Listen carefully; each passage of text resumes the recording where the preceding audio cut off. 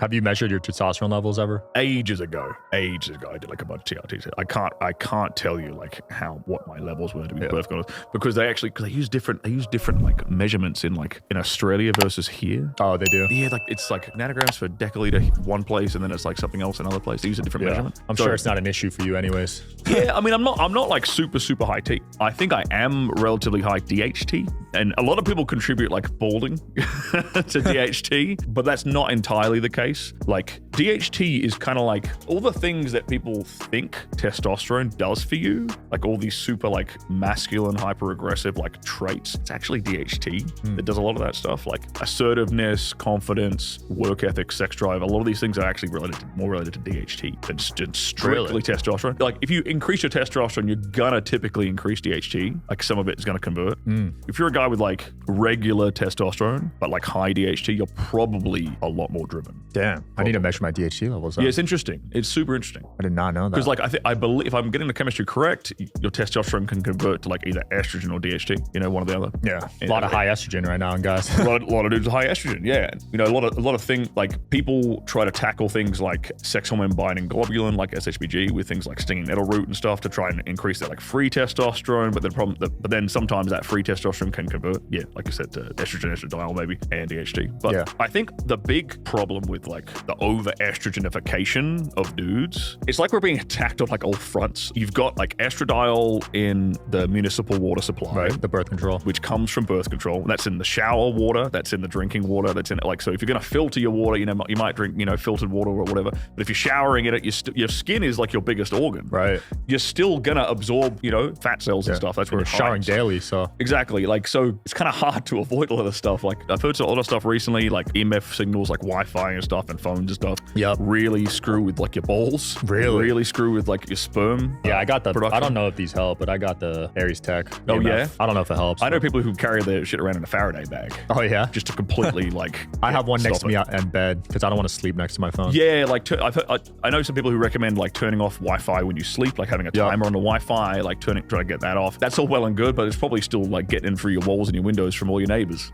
Yeah, if you're living in a high-rise, you're screwed. You're pretty much screwed, man. So it's like, damn, how do you get away from all this stuff? And like the only conclusion I've come to is like live in the middle of nowhere. You live in the middle of nowhere? Live in a farm. Which is not good for business. Live in the forest, which isn't good for business, unfortunately. Yeah, so I'm in the process of trying to figure out how to do that transition exactly. Yeah, I think we're at the point now where we accept it. We just got to detox as much as possible. Yeah, it's hard. It's in all that stuff, and then you got lots of phytoestrogens in the food we eat. Like, how's the food in Australia? Is it any better? I think the food in Australia is fantastic. Okay. Now it is getting a bit worse. They just introduced some stupid thing, a chemical called Bovair, which was supposed to like Bovair. I think it's Bovair. Something they feed to the cows to stop the cows from farting. Really? To reduce methane. Why does that matter? Yeah, exactly. It's a good question. Why does that matter? It's for climate change or something. Oh my God. No shit. But Bovair has been linked to like, I think it's increased rates of like cancer. Wow. On consumption end, like our end. Yeah, because if you're stopping the farting, the gas is still in the body. Yeah, you can't screw with nature, you know? I've been diving into a lot of, this is not what anyone would expect me to know about, but I've been diving a lot into like soil health. Really? And like permaculture and agriculture and stuff, and the way you use animals on the land. And it's just like, nature has all the answers, man. Everything has a role to play in a system, and it's so perfectly interconnected. And if you just let nature do what it does best, you know? Like I know in certain parts of like, maybe, I'm not sure about here, but definitely in Australia, they've got like problems with like blackberry bushes and stuff, like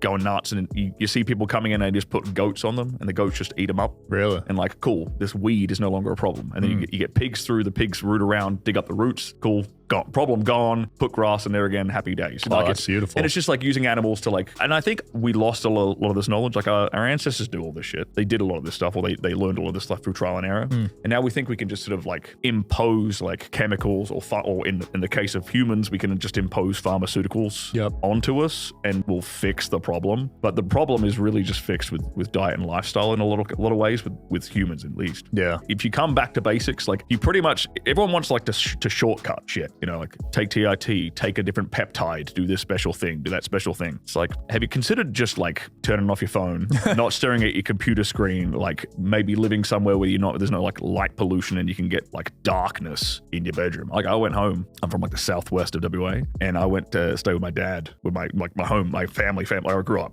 Right? And I had the best sleep of my life. I'm like window shades like wide open and it's pitch black. There's like nothing, there's nobody around. There's nothing there. It's just, when it's nighttime, it's nighttime. And it's crazy how much something as subtle as that can massively impact like your health and your sleep and thus your testosterone and everything else. Are you traditional when it comes to finances? Do you want your girl working at all? God, no. No. I made my last girl like quit a job. Wow. Yeah. I can handle it. You know, it's not that hard. Yeah. Now, I'm lucky. I have a, above average income and things like that. I also don't really try to provide like a super lavish lifestyle. Like we'll go on holiday. I'll take her on holidays. We'll go do some cool shit. But that's all, I already want to do that. Yeah. Or I'm already doing that. If I'm coming out to Vegas on a podcast, oh cool, we're going to Vegas. It's already part of my lifestyle anyway. I'm not running around buying her a Birkin. I'm not running around like, taking her shopping all the time and stuff like that.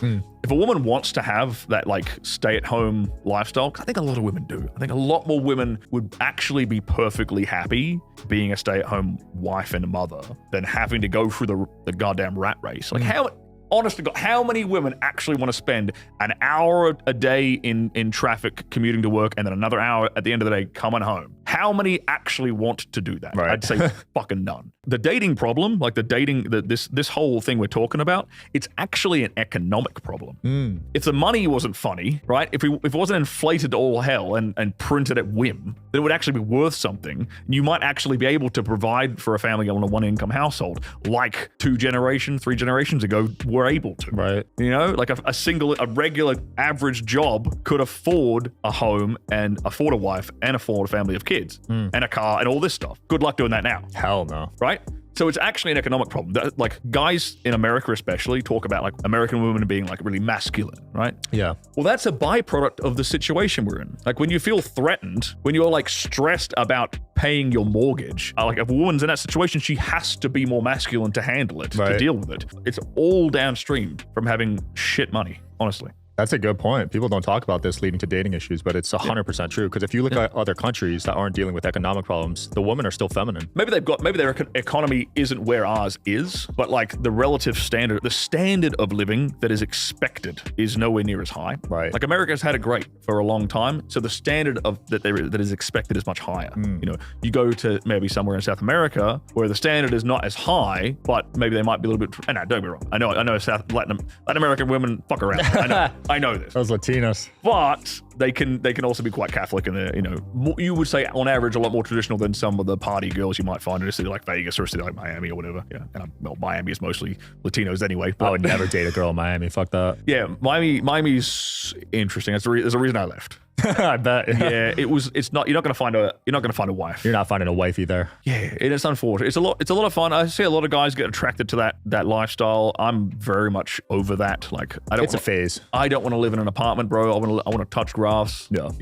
I want to see mountains. I don't want to see like. You got to get out on the countryside or something. Yeah, give me trees, bro. Give me a home among the gum trees, bro.